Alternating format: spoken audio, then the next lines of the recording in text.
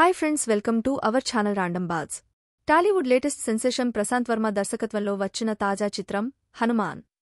తేజ సజ్జా హీరోగా నటించిన ఈ చిత్రం సంక్రాంతి కానుకగా ప్రేక్షకుల ముందుకు వచ్చి బాక్సాఫీస్ దగ్గర సంచలనాలు సృష్టిస్తుంది. ఇప్పటివరకు ఈ చిత్రం వరల్డ్ వైడ్గా 300 కోట్ల వసూళ్లు రాబట్టింది. ఇదిలా ఉంటే ఈ సినిమాకు సీక్వెల్గా జై హనుమాన్ రానున్నట్లు ప్రశాంత్ వర్మ ప్రకటించిన విషయం తెలిసిందే. అయితే ఈ సినిమాలో హనుమంతుడిగా అలాగే రాముడిగా కనిపించబోయేది ఎవరంటూ అభిమానులతో పాటు మూవీ లవర్స్ ఎదురుచూస్తున్నారు. ఇక ఈ సినిమాలో మొదట హనుమంతుడిగా టాలీవుడ్ హీరో రానా దగ్గుబాటి కనిపించబోతున్నట్లు వార్తలు కూడా వచ్చాయి. అయితే తాజాగా ఈ విషయంపై ప్రశాంత్ వర్మ స్పందించాడు. జై హనుమాన్లో హనుమంతుడిగా బాలీవుడ్ నటుడిని తీసుకోనున్నట్లు ప్రశాంత్ వర్మ వెల్లడించారు. ఇందుకు సంబంధించి బాలీవుడ్ హీరోల నుంచి ఆడిషన్స్ కూడా చేస్తున్నట్లు తెలిపాడు.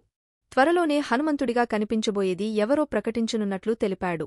ఇక రాముని పాత్రకు ఎవరైతే బాగుంటుందో తేల్చి చెప్పేశాడు డైరెక్టర్ ప్రశాంత్ వర్మ.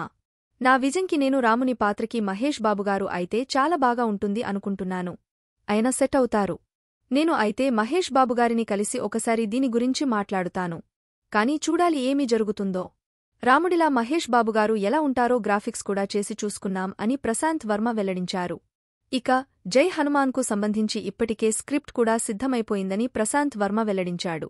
దీంతో ప్రేక్షకులంతా సెకండ్ పార్ట్ జై హనుమాన్ కోసం ఎంతో క్యూరియాసిటీతో ఎదురుచూస్తున్నారు. ఇక ఈ సినిమా 2025లో ప్రేక్షకుల ముందుకు రానుంది. ఇక ప్రశాంత్ వర్మ సినిమాటిక్ యూనివర్స్లో 12 సినిమాలు రాబోతున్నాయి. ఇప్పటికే హనుమాన్ రాగా తర్వాత అధిరా, మహంకాళి సినిమాలు రానున్నాయి. ఇక వీటితో పాటు మన ఇతివృత్తాలను బేస్ చేసుకుని సూపర్ హీరో, హీరోయిన్ సినిమాలు చేయనున్నట్లు చెప్పుకువచ్చాడు ప్రశాంత్ వర్మ. మరి ప్రశాంత్ ఇంకా ఎన్ని అద్భుతాలు సృష్టిస్తాడో చూడాలి.